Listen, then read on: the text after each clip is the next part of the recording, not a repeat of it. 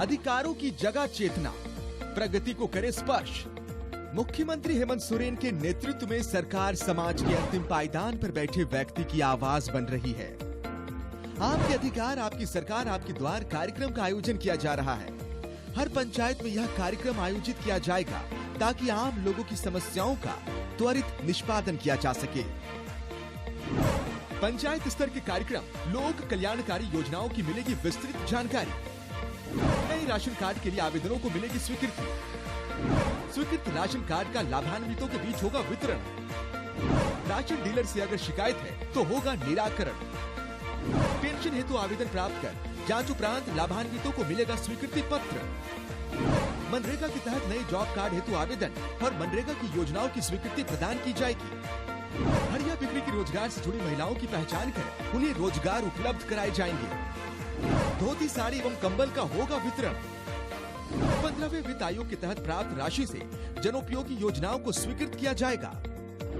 KCC और कृषि ऋण माफी योजना हेतु आवेदनों को संग्रह और कार्यवाही। कोविड वैक्सीनेशन की सुविधा उपलब्ध रहेगी तथा ग्रामीणों के स्वास्थ्य की होगी जांच। जाति प्रमाण पत्र, आय प्रमाण पत्र तथा सामाजिक सुरक्षा योजना से जुड़े लंबित आवेदनों का त्वरित निष्पादन। लंबित दाखिल खारिज वादों तथा भू माफी के लंबित वादों का निष्पादन। नए विवादित मामलों की रसीद भी निर्गत की जा सकेगी। मुख्यमंत्री पशुधन योजना, रोजगार सृजन योजना के आवेदन सृजित किए जाएंगे। आप अपनी भागीदारी सुनिश्चित करें और इस अवसर का लाभ उठाएं। सूचना एवं जनसंपर्क विभाग, झारखंड सरकार द्वारा जनहित में जारी।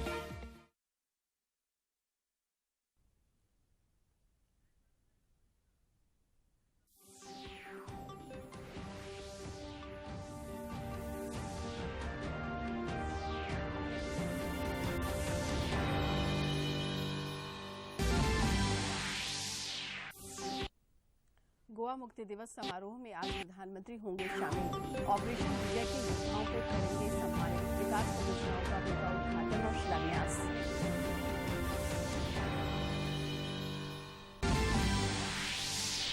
शिबू सोरेन झामुमो के अध्यक्ष घोषित। हेमंत सोरेन कार्यकारी अध्यक्ष मनोनीत। भाजपा के वरिष्ठ नेता अर्जुन मुंडा ने सरायकेला खरसावा में प्रशिक्षण शिविर को किया संबोधित। पिछले 24 घंटे में पूर्वी सिंहभूम जिले में 7, रांची में 6, कोडरमा में 3 और बोकारो तथा धनबाद में एक नए संक्रमित मिले। 15 मरीज हुए स्वस्थ, 139 मामले शेष। और तेज सर्द हवाओं से पारा गिरा। रामगढ़ का न्यूनतम तापमान 6.3 डिग्री सेल्सियस। कपकपी बढ़ी। विभिन्न जिलों में बेघरों और असहायों के लिए की गई अलाव की व्यवस्था। कंबल वितरण जारी।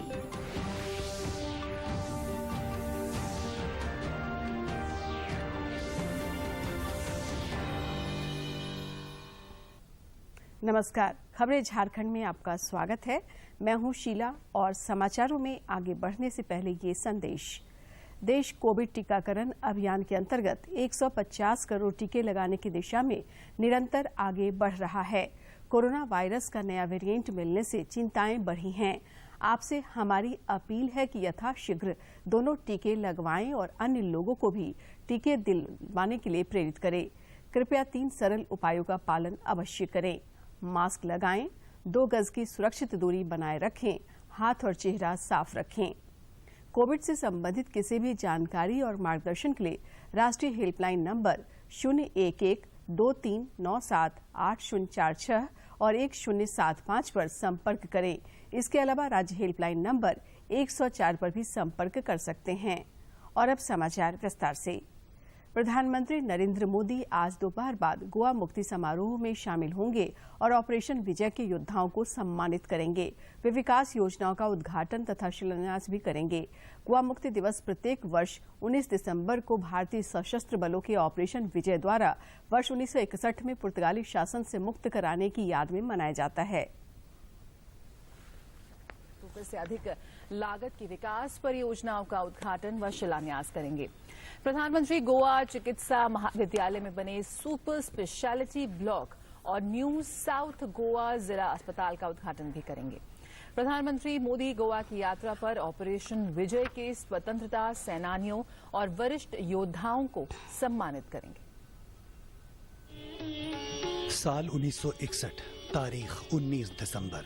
ये वो तारीख थी जब गोवा पुर्तगालियों के शासन से पूरी तरह से मुक्त हुआ था। तकरीबन 450 सालों बाद गोवा स्वतंत्र हुआ था। साल 1510 से ही पुर्तगालियों का गोवा पर शासन था। एक सैन्य अभियान के तहत भारत की तीनों सेनाओं ने मिलकर ऑपरेशन विजय शुरू किया था और 36 घंटों में गोवा को मुक्त करा लिया गया था। रविवार को प्रधानमंत्री मोदी गोवा की यात्रा पर ऑपरेशन विजय के स्वतंत्रता सेनानियों और वरिष्ठ योद्धाओं को सम्मानित करेंगे। वे डॉक्टर श्यामा प्रसाद मुखर्जी स्टेडियम में दोपहर बाद लगभग 3 बजे गोवा मुक्ति दिवस समारोह में शामिल होंगे। गोवा मुक्ति की जो लड़ाई है वो शुरू हो गई। इस लड़ाई में लगभग 3000 से ज्यादा लोगों ने भाग लिया। कई लोग जेल में थे, आधा से अधिक लोग जेल में गए, उनको जेल में डाला और बाकी लोग बाहर बॉर्डर में काम करते थे। लेकिन पुर्तगालियों को शांति से यहाँ रहना नहीं मिला। हालांकि अब इस आजादी को 60 साल पूरे होने जा रहे हैं और इसी के उपलक्ष्य में गोवा में एक खास कार्यक्रम आयोजित किया गया जिसमें प्रधानमंत्री नरेंद्र मोदी इस कार्यक्रम में सहभागी होंगे। प्रधानमंत्री पुनर्विकसित अगौड़ा किला कारागार संग्रहालय का भी उद्घाटन करेंगे। स्वदेश दर्शन योजना के तहत इसका पुनर्विकास स्वतंत्रता सेनानियों को श्रद्धांजलि देने के लिए 28 करोड़ रुपए से अधिक की लागत से किया गया है। इसके अलावा प्रधानमंत्री स्वास्थ्य सुरक्षा योजना के अंतर्गत गोवा चिकित्सा महाविद्यालय में सुपर स्पेशियलिटी ब्लॉक का भी प्रधानमंत्री उद्घाटन करेंगे। इसके निर्माण में 380 करोड़ रुपए से अधिक की लागत आई है। वहीं प्रधानमंत्री चिकित्सा बुनियादी ढांचे के विस्तारीकरण के तहत तकरीबन 220 करोड़ रुपए की लागत से बनाए गए न्यू साउथ गोवा जिला अस्पताल का भी उद्घाटन करेंगे। इसके अलावा प्रधानमंत्री 8.5 करोड़ की लागत से तैयार होने वाले मोपा हवाई अड्डे पर विमानन कौशल विकास केंद्र और 16 करोड़ रुपए की लागत से तैयार होने वाले डोवोरलिम नोवेलिम मडगांव में गैस इंसुलेटेड उपकेंद्र सहित कई विकास परियोजनाओं का उद्घाटन करेंगे। वहीं भारतीय बार काउंसिल ट्रस्ट के विधिक शिक्षा और अनुसंधान के लिए भारतीय अंतर्राष्ट्रीय विश्वविद्यालय की आधारशिला भी रखेंगे। डे बाय डे गोवा के डेवलपमेंट हम गोवावासी देखते आ रहे हैं, लेकिन एक्चुअल डेवलपमेंट जो स्टार्ट हो गई है वो डबल इंजन की सरकार के वास्ते 2014 से आज तक 8 साल में जितनी हमने डेवलपमेंट की उससे पहले 50 साल में इस तरह की डेवलपमेंट कभी नहीं हुई थी। गोवा को पुर्तगाली शासन से मुक्त कराने वाले भारतीय सशस्त्र बलों की स्मृति में प्रधानमंत्री नरेंद्र मोदी एक विशेष आवरण जारी करेंगे, तो वहीं पीएम मोदी एक विशेष कैंसिलेशन भी जारी करेंगे जिसमें उन 7 वीर नाविकों की गाथा बताई गई है जिन्होंने ऑपरेशन विजय के दौरान अपने प्राणों की आहुति दी थी।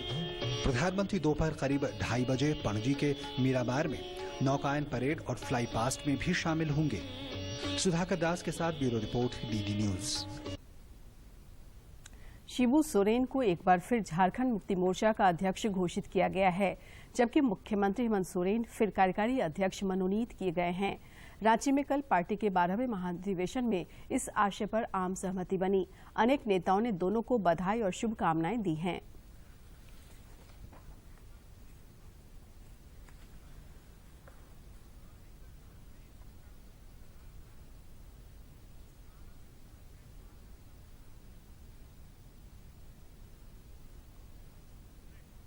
केंद्रीय मंत्री सह भाजपा के वरिष्ठ नेता अर्जुन मुंडा ने सरायकेला खरसावां जिला भाजपा के कार्यकर्ताओं के लिए आयोजित 3 दिवसीय प्रशिक्षण शिविर का उद्घाटन किया। इस प्रशिक्षण शिविर में जिले के तीनों विधानसभा क्षेत्रों खरसावां, सरायकेला और ईचागढ़ के पार्टी कार्यकर्ता भाग ले रहे हैं। इस दौरान श्री मुंडा ने कहा कि भारत को सार्वभौमिक शक्ति वाला राष्ट्र बनाने की दिशा में कार्य किया जा रहा है। उन्होंने कार्यकर्ताओं का आह्वान किया कि वे स्वावलंबी और शिष्ट भारत बनाने के लिए राजनीतिक तथा सामाजिक कार्यकर्ता के रूप में अपने कर्तव्यों का निर्वहन करें।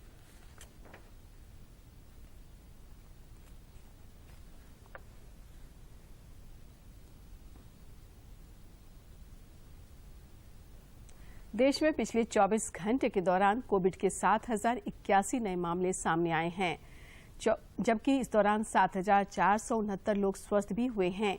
केंद्रीय स्वास्थ्य मंत्रालय के अनुसार देश में कोरोना के फिलहाल 83,913 सक्रिय मामले शेष हैं और अब तक कुल 3,41,78,940 कोरोना वीरों ने कोविड को मात देकर जिंदगी की जंग जीती है।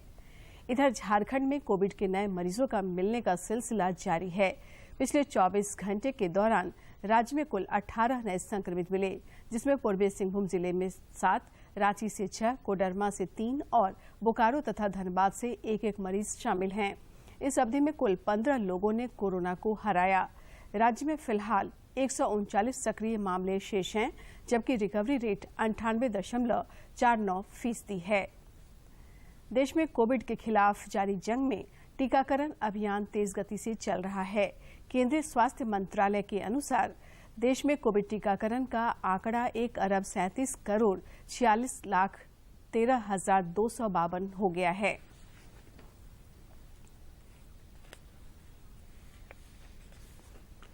पाकुड़ के उपायुक्त ने महेशपुर प्रखंड स्थित ग्वालपाड़ा, बलियापतरा, गढ़वारी और ग्लिशपाड़ा वैक्सीनेशन सेंटर का निरीक्षण किया तथा वैक्सीनेशन कार्य का जायजा लिया। मौके पर उन्होंने गांव के सभी छूटे हुए व्यक्तियों का कोविड टीकाकरण सुनिश्चित करने का निर्देश दिया। लातेहार के उपायुक्त के निर्देश पर जिले के हेरहंज प्रखंड के सिरंगदांग में रात्रि टीकाकरण शिविर आयोजित कर पात्र लोगों को कोरोना रोधी टीका लगाया गया। प्रखंड विकास पदाधिकारी प्रदीप कुमार दास की उपस्थिति में स्वास्थ्य कर्मियों की टीम के द्वारा कोविड टीकाकरण किया गया।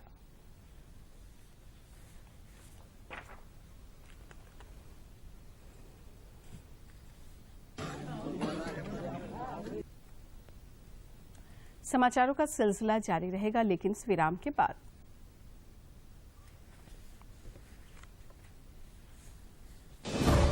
झारखंड सरकार आएगी आपके द्वार।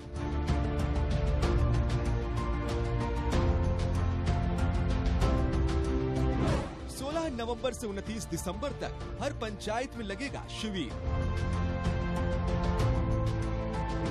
समस्याओं का त्वरित होगा निष्पादन। आप अपनी भागीदारी सुनिश्चित करें और इस अवसर का लाभ उठाएं। सूचना एवं जनसंपर्क विभाग झारखंड सरकार द्वारा जनहित में जारी। स्वागत है। जेएसएलपीएस ने सखी मंडल की बहनों के लिए 5,000 रुपए की ओवरड्राफ्ट योजना की शुरुआत की है। सीईओ नैन्सी सहाय ने एक लाभुक को ओवरड्राफ्ट चेक सौंपकर राज्य में इस योजना की शुरुआत की। अब सखी मंडल की दीदियों को जनधन खाते से 5,000 तक की ओवरड्राफ्ट सुविधा मिलेगी।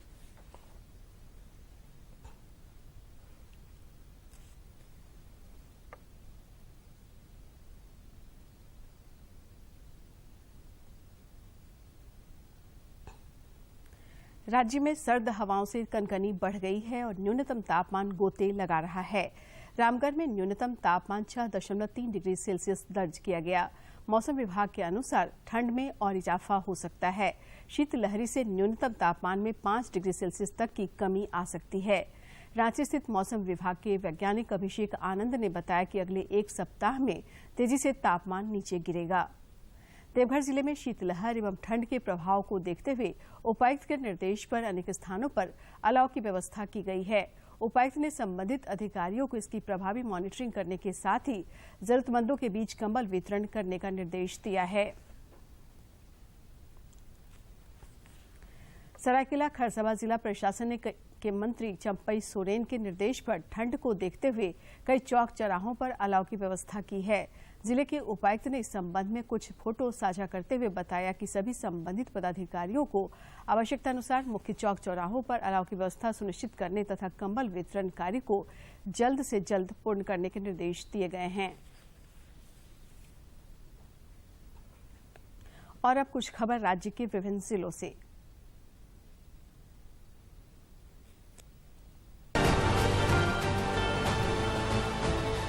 स्वास्थ्य मंत्री बन्ना गुप्ता ने जमशेदपुर के सिद्धगोड़ा सूर्य मंदिर टाउन हॉल में आयोजित चिकित्सा शिविर में शिरकत की तथा आयोजकों का उत्साह बढ़ाया और कोरोना काल में उनके द्वारा की गई सेवाओं को सराहा। स्वास्थ्य मंत्री ने निजी क्षेत्रों के सहयोग से राज्य में चिकित्सा सेवा को और बेहतर बनाने का संकल्प दोहराया। पूर्व मुख्यमंत्री रघुवर दास ने दुमका में भाजपा की वरिष्ठ नेत्री पूर्व मंत्री डॉक्टर लुइस मरांडी से उनके आवास पर मुलाकात कर उनका कुशल क्षेम जाना। श्री दास ने फोटो साझा करते हुए लिखा, वे कुछ दिनों से बीमार चल रही हैं। ईश्वर से उनके जल्द स्वस्थ होने की कामना की है। रांची के सांसद संजय सेठ ने केंद्रीय मंत्री सह राज्यसभा सांसद मुख्तार अब्बास नकवी द्वारा सदर अस्पताल को प्रदत्त 3 अत्याधुनिक एडवांस एम्बुलेंस का लोकार्पण किया। उन्होंने कहा कि वेंटिलेटर, ऑक्सीजन तथा अन्य आधुनिक सुविधाओं से युक्त ये एम्बुलेंस आपात स्थिति में बहुत ही उपयोगी साबित होंगे। श्री सेठ ने सीटीओ के नया टोला में 15वें वित्त आयोग की निधि से बनने वाले जल मीनार के निर्माण कार्य का भी शिलान्यास किया। बोकारो के उपायुक्त ने संबंधित अधिकारियों के साथ बैठक कर आपका अधिकार आपकी सरकार आपके द्वार कार्यक्रम और कोविड टीकाकरण अभियान की समीक्षा की। इस दौरान उन्होंने सभी को मामलों के निष्पादन में तेजी लाने तथा टीकाकरण में गति लाने का निर्देश दिया। सिमडेगा में सड़क सुरक्षा समिति की बैठक हुई, जिसमें अनेक अधिकारी शामिल हुए। बैठक में सड़क दुर्घटना के वक्त प्रभावित व्यक्ति के रक्त पूर्ति हेतु रोस्टर तैयार कर 30 दिन तक लगातार स्कूल, कॉलेज, अस्पताल और समाहरणालय परिसर तथा अन्य प्रमुख जगहों पर रक्तदान शिविर का आयोजन करने का निर्देश दिया गया। सिमडेगा के उपायुक्त ने स्थानीय गुरु गोविंद आश्रम सहयोग विलेज के अनाथ एवं बेसहारा बालक बालिकाओं से मुलाकात की तथा ठंड को देखते हुए उन्हें स्वेटर और गर्म कपड़े उपलब्ध कराए। गोड्डा उपायुक्त की पहल पर नगर परिषद क्षेत्र अंतर्गत वार्ड नंबर 17 सहित 5 पंचायतों में आपके अधिकार आपकी सरकार आपके द्वार कार्यक्रम का आयोजन हुआ। इस दौरान विभिन्न योजनाओं से संबंधित आवेदन प्राप्त हुए तथा ऑन स्पॉट भी निष्पादित किए गए। साथ ही परिसंपत्तियों का भी वितरण किया गया। देवघर पुलिस ने जिले के अपराधियों पर नकेल कसने की कवायद तेज कर दी है। जिले के विभिन्न थाना क्षेत्रों में अपराध नियंत्रण के वास्ते वाहन चेकिंग अभियान चलाया गया और गहन छानबीन की गई। खूंटी में आपके द्वार कार्यक्रम के माध्यम से आमजनों का सरकारी योजनाओं की जानकारी दी जा रही है और उन्हें लाभ पहुंचाया जा रहा है। इसी क्रम में रनिया के पंचायत स्तरीय शिविर में पहुंचे लाभुक को तत्काल दिव्यांग पेंशन का लाभ दिया गया। रांची के उपायुक्त की पहल पर आपके अधिकार कार्यक्रम जिले के 9 प्रखंडों के अंतर्गत 9 पंचायतों में किया गया। कार्यक्रम में कुल 12,835 आवेदन प्राप्त हुए, जिसमें 10,391 का निष्पादन हुआ।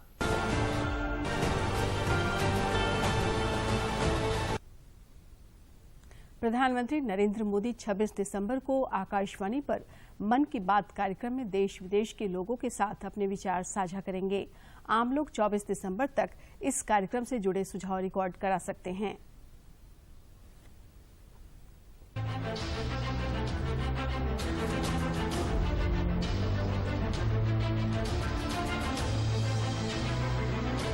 मन की बात माननीय प्रधानमंत्री श्री नरेंद्र मोदी भारत की जनता से साझा करेंगे अपने मन की बात। रविवार 26 दिसंबर सुबह 11 बजे माननीय प्रधानमंत्री के प्रसारण के तुरंत बाद मन की बात का प्रादेशिक भाषाओं में अनुवाद आकाशवाणी और दूरदर्शन के संबद्ध प्रादेशिक केंद्रों से किया जाएगा। मन की बात के प्रादेशिक भाषाओं में अनुवाद का पुनः प्रसारण रात 8 बजे आकाशवाणी और दूरदर्शन के सभी प्रादेशिक केंद्रों से किया जाएगा। तो याद रखें, रविवार 26 दिसंबर सुबह 11 बजे मन की बात।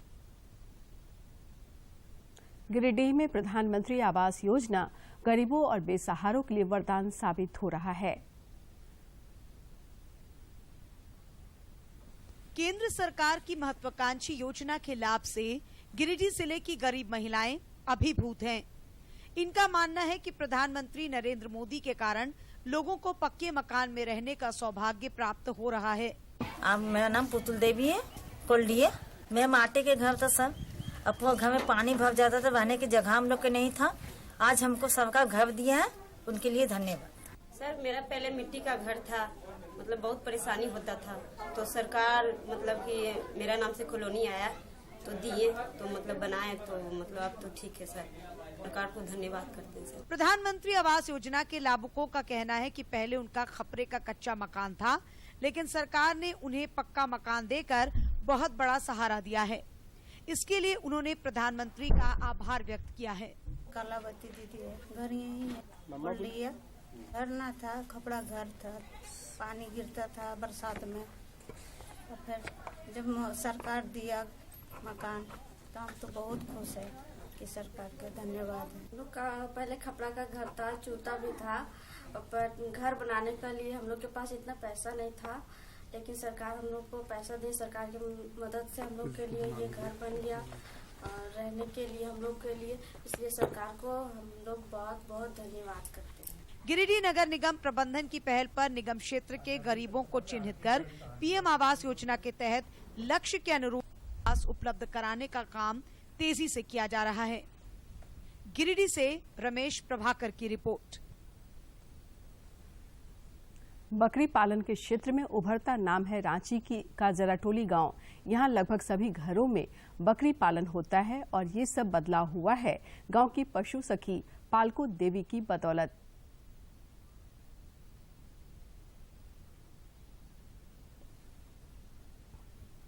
वैसे यह कोई डॉक्टर तो नहीं है, लेकिन आसपास के कई गांवों में इनका रुतबा किसी डॉक्टर से कम भी नहीं है। दरअसल पालको देवी एक पशु सखी हैं। गांव में जब भी किसी का पशु होता है तो खबर मिलते ही पालको दीदी दौड़ी चली आती हैं और इनके इलाज के बाद पशु भला चंगा हो जाता है। गांव का जो बकरी पालन करते हैं सबका घर घर जाके और बकरी को दवा और बकरी के बचने के लिए पहले हम लोग टीका लगाते हैं PPR का और टीका साल में 2 बार टीका लगाते हैं। और अभी बकरी बढ़ गया है और अब वही बकरी बढ़ गया है और हमको भी बकरी पालक पशु सखी कह के बुलाते हैं और हम भी 1-2 पैसा कमाते हैं और बकरी पालक सब भी आय बढ़ गया है। पालकों ने पहले तो स्थानीय स्तर पर पशुओं के रखरखाव की जानकारी ली और फिर बाद में JSLPS की मदद से लखनऊ जाकर वहां पशुओं में होने वाले रोगों और उसके उपचार का विशेष प्रशिक्षण लिया। हाल के वर्षों में पालको देवी के प्रयासों से इस इलाके में बकरियों के मॉर्टेलिटी रेट में भारी कमी आई है और बकरियों की संख्या में निरंतर इजाफा हो रहा है। चाय और पशुगणना किए और कृमिनाशक खिलाना शुरू किया। उसके बाद कुछ दिन में लखनऊ चल गए और लखनऊ से भी ट्रेनिंग लेके आए और वहाँ से आके और अपना जो बकरी का सांस गति, रुमन गति सब हम लोग को वहाँ ट्रेनिंग में सिखाया गया। रुमन गति, सांस गति सब सीखे और ये बीमारियाँ है, बीमारी का भी सब सीख लिया और आके और गाँव का जो बकरी पालन करते हैं सबका घर घर जाके और गांव में पालको देवी की मौजूदगी का सीधा लाभ गांव के बकरी पालकों को मिल रहा है और बकरी पालन के जरिए ग्रामीण धीरे धीरे समृद्ध हो रहे हैं। जब पालको दीदी यहाँ नहीं रहती, नहीं की थी टीचर थी डॉक्टर, तो उस टाइम हम लोग के गांव में कोई भी देखने वाला नहीं था।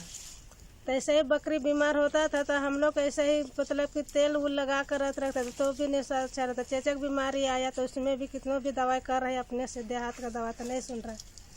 तो फिर बाद में दीदी ट्रेनिंग देकर आई तो हम लोग बुलाए दीदी को, तो दीदी आई और दवा दी तो बकरी अच्छा होने लगा। तो हम लोग को सब बकरी बढ़ने का शुरू स्वस्थ रहने लगा। रांची के जराटोली और आसपास के कई गाँव में आज पालको देवी का नाम बड़े सम्मान से लिया जाता है।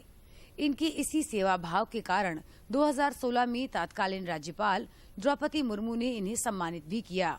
रांची से अवधेश गौतम की रिपोर्ट। दूरदर्शन झारखंड पर पल पल की खबरों से जुड़े रहने के लिए आप हमारे social media platform Twitter, Facebook और यूट्यूब से जुड़ सकते हैं, क्योंकि खबरों से जितना बाखबर रहना जरूरी है उससे ज्यादा जरूरी है सटीक, संतुलित और निष्पक्ष समाचार। हमारा ट्विटर हैंडल और फेसबुक पेज है DD न्यूज झारखंड। आप हमें YouTube channel Jharkhand DD news पर भी देख और सुन सकते हैं।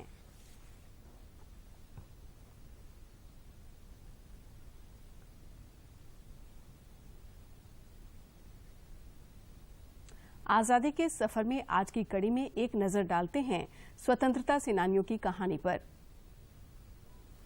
आज हम स्मरण कर रहे हैं क्रांतिकारी स्वाधीनता सेनानी राजेंद्र नाथ लाहिड़ी को, जिन्होंने काकोरी डकैती और दक्षिणेश्वर बॉम्बिंग की योजना बनाई थी। राजेंद्र नाथ लाहिड़ी का जन्म 29 जून 1901 को बंगाल प्रेसिडेंसी के पबना जिले में हुआ था। अध्ययन के लिए उन्हें वाराणसी भेज दिया गया। पढ़ाई के दौरान लाहिड़ी हिंदुस्तान रिपब्लिकन एसोसिएशन यानी HRA के सह संस्थापक सचिंद्र नाथ सान्याल के संपर्क में आए और इस प्रकार उनका क्रांतिकारी जीवन आरंभ हुआ। लाहिड़ी वाराणसी में HRA के जिला आयोजक बने। उन्होंने चारू, जवाहर और जुगल किशोर जैसे कई छद्म नामों का उपयोग किया।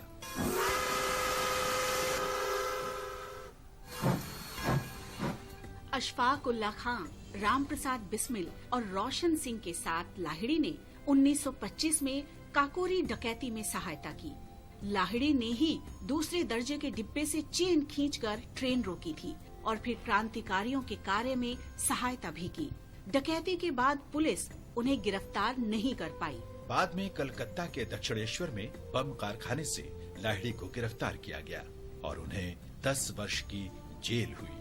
लेकिन कुछ समय बाद ब्रिटिश अधिकारियों ने पहचाना कि लाहिड़ी काकोरी में शामिल क्रांतिकारियों के साथ भी थे। इसलिए अशफाकुल्ला खान, राम प्रसाद बिस्मिल और रोशन सिंह के साथ लाहिड़ी पर भी मुकदमा चलाया गया और उन्हें मौत की सजा सुनाई गई। फांसी के लिए लाहिड़ी को गोंडा जेल भेज दिया गया। इस दौरान ब्रिटिश पुलिस को भनक लगी कि क्रांतिकारी लाहिड़ी को आजाद करवाने की योजना बना रहे हैं। जेल अधिकारियों ने जेल तोड़ने की क्रांतिकारियों की योजना पर अमल किए जाने से पहले ही राजेंद्र नाथ लाहिड़ी को नियत तिथि से 2 दिन पहले 17 दिसंबर 1927 को फांसी दे दी गई। शहादत के समय लाहिड़ी मात्र 24 वर्ष के थे। इस महान क्रांतिकारी को हमारा शत शत नमन।